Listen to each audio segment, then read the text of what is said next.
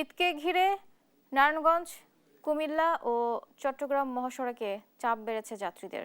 এ নিয়ে বিস্তারিত জানাতে নারায়ণগঞ্জ থেকে সরাসরি যুক্ত হচ্ছেন সহকর্মী বিল্লাল হোসেন, কুমিল্লা থেকে সহকর্মী সুমন কবির ও চট্টগ্রাম থেকে সহকর্মী একেএম নাজিম। প্রথমে যাচ্ছি কুমিল্লায় আমাদের সহকর্মীর কাছে। যাত্রীর চাপ এবং সড়ক পরিস্থিতি কেমন দেখতে পাচ্ছেন জানাবেন।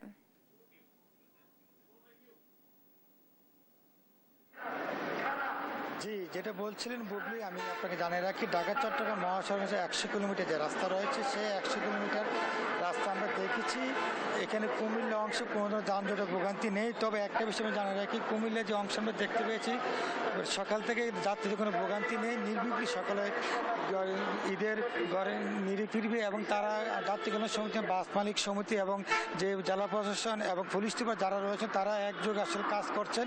এবং দুই সাইডের যে অবৈধ দোকান রয়েছে সব উচ্ছেদ অভিযান করা হয়েছে। এবং ঢাকা চট্টগ্রাম মহাসড়কে যে ধরনের কাজগুলো চলমান ছিল, সেই কাজগুলো আসলে বন্ধ রাখা হয়েছে ঈদের নির্বিঘ্নে বাড়ি ফেরার জন্য। আসলে আপনাকে একটি বিষয় জানিয়ে রাখি, কুমিল্লায় যে বাস মালিক সমিতি এবং যাত্রী সমিতি মিলে যে সিদ্ধান্ত নেওয়া হয়েছে, কোনো ধরনের বাড়ানো নেই। এবং প্রত্যেকটি কাউন্টার আমরা দেখেছি, আসলে সকল ধরনের টিম এখানে আসলে কাজ করছেন। এবং তারা প্রতিটি রোডে আমরা দেখেছি আসলে যথেষ্ট নিরাপত্তা ব্যবস্থা করা হয়েছে। পুলিশ এবং র্যাব, স্কাউটসের যারা রয়েছে তারাও আসলে রয়েছেন, এবং রেড ক্রিসেন্টের লোক আসলে কাজ করছে মহাসড়কে।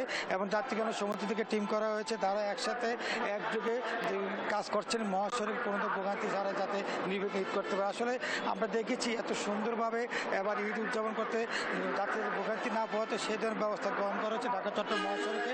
আমরা দেখিনি এখন কোনো ধরনের ভোগান্তির সৃষ্টি হয়েছে। তবে একটু জানা রাখি, যাত্রীগণ সমিতি এবং বাস মালিক সমিতির যে টিকিট নির্ধারণ করা হচ্ছে দাম, সেই দাম আগের টিকিটের দামই রয়েছে। কোনো ধরনের ঈদে বাড়তি ভাড়া যাতে আদায় করতে না পারে সেই ধরনের ব্যবস্থা গ্রহণ করেছে।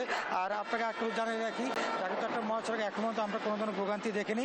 আমি এখন চলে যাচ্ছি আসলে চট্টগ্রামের যে নাজিম রয়েছে, নাজিম বিস্তারিত জানান ঢাকা চট্টগ্রাম মহাসড়কের অংশ নিয়ে।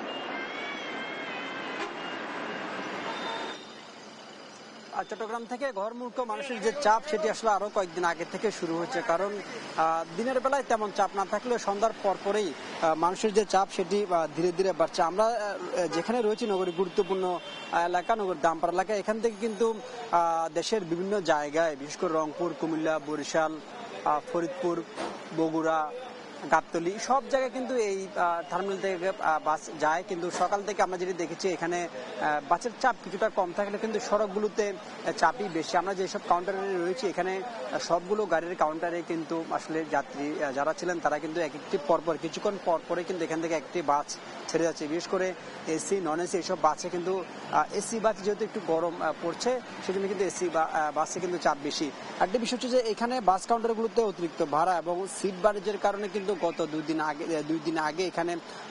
আগে এবং গতকালকে এখানে জাতীয় ভোক্তা অধিকার সংগঠন অভিযান পরিচালনা করে হানিফ এন্টারপ্রাইজ সহ কয়েকটি বাসকে কিন্তু জরিমানা করা হচ্ছে। গতকালও কিন্তু 12,000 টাকার মতো কয়েকটি পরিবহনকে জরিমানা করা হচ্ছে, শুধুমাত্র তারা অতিরিক্ত ভাড়া আদায় এবং টিকিট কালোবাজারি করার কারণে তাদের উপর জরিমানা করা হয়েছে।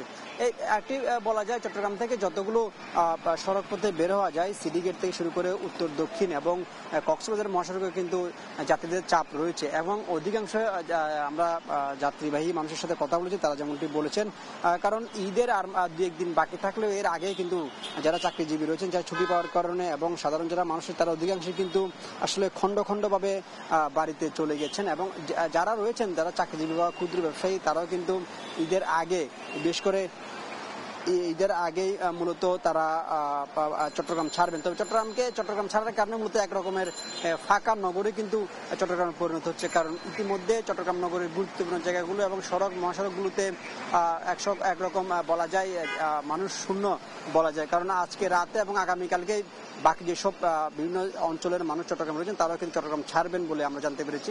আমরা চলে যাবো এখন আমাদের সহকর্মী বিল্লালের কাছে, তিনি জানাবেন বিস্তারিত। বিল্লাল।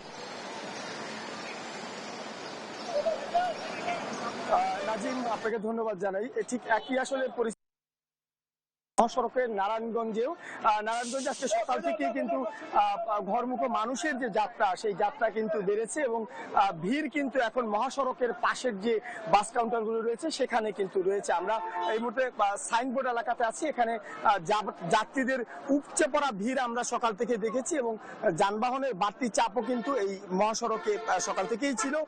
পাশাপাশি যান চলাচল সচল রাখার জন্য ঢাকা চট্টগ্রাম মহাসড়কে হাইওয়ে পুলিশের সদস্যরা কিন্তু কাজ করছে। তবে নাজিম, যেটি জানাতে চাই যে এই মহাসড়কে আজকে সকাল থেকেই বাড়তি যানবাহনের চাপে কিন্তু যানবাহন কিছুটা ধীরগতিতে চলছে এবং সেখানে কিন্তু থেমে থেমে যানজটের খবরও আমরা পেয়েছি। তবে যাত্রীরা কিন্তু আসলে এই দুই মহাসড়কে বাড়ির পথে ফিরছেন এবং পুলিশের পক্ষ থেকে আমাদেরকে যেটি জানানো হয়েছে যে দুপুরের পরে অর্থাৎ বিকেল নাগাদ মানুষের চাপ আরো বাড়বে, অর্থাৎ ঢাকা চট্টগ্রাম এবং সিলেট এই দুই মহাসড়কে মানুষের ঢল নামবে আজকে কিন্তু বিকেলের পর থেকে। এখনো পর্যন্ত পুরো কোনো ধরনের অপ্রীতিকর ঘটনা দুই মহাসড়কের কোথাও ঘটেনি এবং মানুষ নির্বিঘ্নে বাড়িতে ফিরতে পারছেন এমনটা আসলে পুলিশের পক্ষ থেকে তারা আমাদেরকে জানিয়েছেন। আর জেলা প্রশাসনের পক্ষ থেকে ভ্রাম্যমাণ আদালত এখানে উপস্থিত হয়েছেন, তারা বিভিন্ন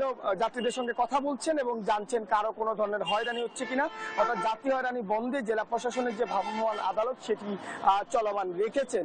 যাত্রীরা জানিয়েছেন যে বেশ কিছু কাউন্টারে তাদের কাছ থেকে বাড়তি ভাড়া নেওয়া হচ্ছে, একই সঙ্গে নির্ধারিত সময়ে পরিবহনগুলো আসেনি এমন দাবিও কিন্তু যাত্রীরা করেছেন।